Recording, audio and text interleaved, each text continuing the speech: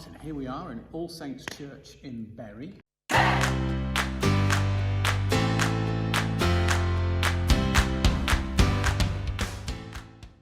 We've got this passage on the Pharisee and the tax collector coming up. Although it's sometimes called the Pharisee and the publican, isn't it? Apparently. Yes, I don't quite know why, because it's a tax collector in the Greek, I'm led to understand. Yeah, I have no idea why. So anyway, these two people go up to the temple to pray, and take us from there in terms of your understanding of it. Well, wait a minute. Before I get to that, how are you, old bean? Right. Sorry, I'm straight in yeah, there. I know. I was wondering what you were doing. Fine. We've just had a really good Rural Deans morning. We have. Or day. And I was really struck by the engagement, the energy, the incredible work that people are doing. Rural Deans and lay chairs, and that was important that everybody was together. Yeah. And had some good conversations. Yeah, and some really good input from the officers as well, diocesan officers. Particularly around well-being and engaging with the cost of living crisis. I think it was really helpful. I learned a lot. It was good. Yeah, it was good. Great. So this, it's an interesting story, because the first question is, who's Jesus talking to? The usual translation says he's speaking to those who regarded themselves as better than others. But it could be he was talking about those. And it may be, there's this wonderful ambiguity in much of Luke's use of language. I mean, he's deliberately, well, do I mean this or do I mean that? Maybe I mean both. And a sense that it may, the audience may well have included those who, about whom he was speaking, but also some others who were listening in. So it's just worth reflecting on. Kind of folded arms on the outside. Right. Who's he talking to? Looking down their noses at him. Yeah. And I think one of the things that first struck me about the description of those who regard them, I can't remember the exact words, you'll remember them, but those who regard themselves well and treat others with contempt. So it's that fragile superiority, where the only way you can feel superior is by demeaning others, and which is a dynamic.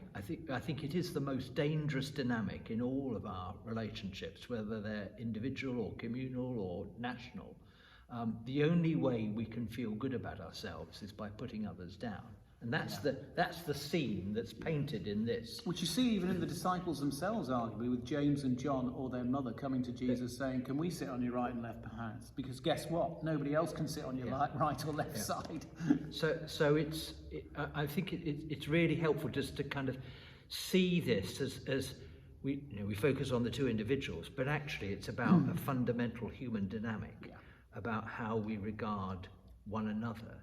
And the Greek for the treating others with contempt is the same word that Herod describes Jesus being, nothing, not of no account. You expect. I mean, Luke's careful about his language. You expect that he's connecting those two experiences. And I think the thing that strikes me then is, it's all the obvious things we want to say about the Pharisee kind of beefing himself up, but there's almost a sense again, and you have to kind of look behind in the Greek. There's almost a sense in which the Pharisee is praying to himself, that actually, all the words he's uttering are words that he wants to hear about himself. He's not really praying to God. Yeah. And then you get this extraordinary contrast of the tax collector, who we're told is afar off. Now, what does that mean? Afar off from who? Why was he afar off? Far from whom? But we have this notion that there's some distance, and what he's done is placed himself at a distance from God, because he doesn't feel worthy to approach God. And he keeps his head down. He's not looking up, keeps his head down. And and just cries out, "God, have mercy on me, a sinner." And that utter honesty and that utter self-revelatory state is what the essence of prayer is, which is not, beefing ourselves up. And the other interesting thing you pick up, this is set in the temple, so it would be in a courtyard where people have the space to beef themselves up, where status can be perceived and interpreted. And then the tax collector goes home. And in Luke's gospel, home is a place of where you are honest, where you're truly yourself. And if you connect, as things I've said before, if you connect all of this to the context that Luke is writing this gospel for, the community for whom he is writing the gospel, as well as Theophilus, that community who he's thinking of, I think I would want to say, in his mind, the church was home. After all, they met in people's homes. So there was a contrast between the way in which the Pharisee occupies the public space and aggrandizes himself, and the tax collector goes home justified, but goes to that place where he can continue to be himself. Yeah. So there are a couple of things there. I mean, the body language, as you say, is really important. The language is really important. So just to pick up both of those. So the Pharisee stands alone, and he seems to be almost aloof and preoccupied, as you say, with himself. I thank you, God, that I'm not like other people, like this tax collector. And you're right about Luke, I'm sure, that he uses language very carefully. When he uses the word far off, who's the other person who's far off? It was the prodigal son. Yeah, and it's the same language. and again, we find that the tax collector, as you say, doesn't approach God, but stands there beating his breast, which culturally, according to Kenneth Bailey, was something men hardly ever did. Women were much more prone to beating their breasts when they were mourning. The only other place there is beating breasts of men in Luke's gospel is after the crucifixion. They returned home beating their breasts. So the body language exudes this the difference between them. I mean, but the other thing to say, of course, is it's so easy to move towards this self-justification and the following denigration of others. I mean, because the Pharisee was an impressive person.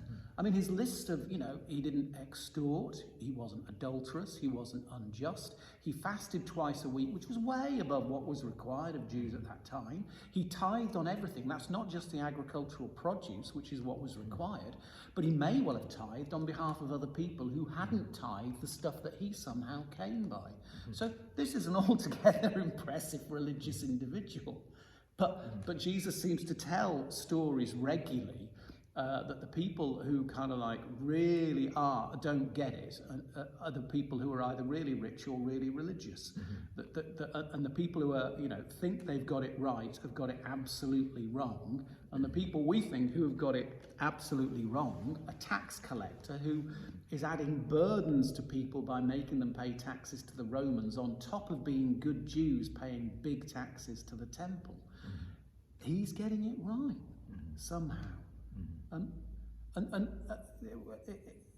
Robert Farrar Capon has commentated on this, and he said, what's really disturbing about this is that what Jesus is suggesting is he didn't come to make the reformable reformed, and he didn't come to improve the improvable, or even make the good excellent with the Pharisee.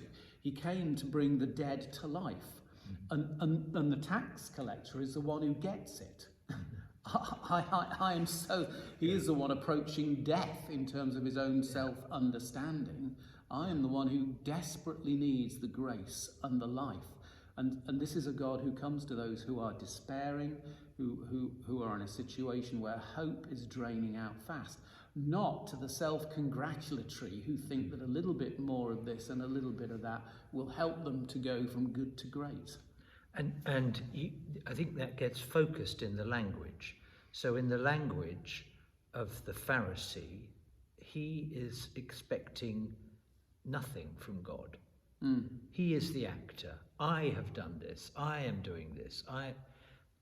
With the tax collector, he is pleading for God's mercy. He knows that it's God who is the actor, not him. Yeah. And just getting it that way round is part of what getting it right means. Yeah, and or another way of putting that, in light of the prodigal son, is the tax collector gets it that he's lost, and the Pharisee doesn't get it that he's lost. And it's crucial to understand we're lost, because only if we're lost can we be found. Yeah.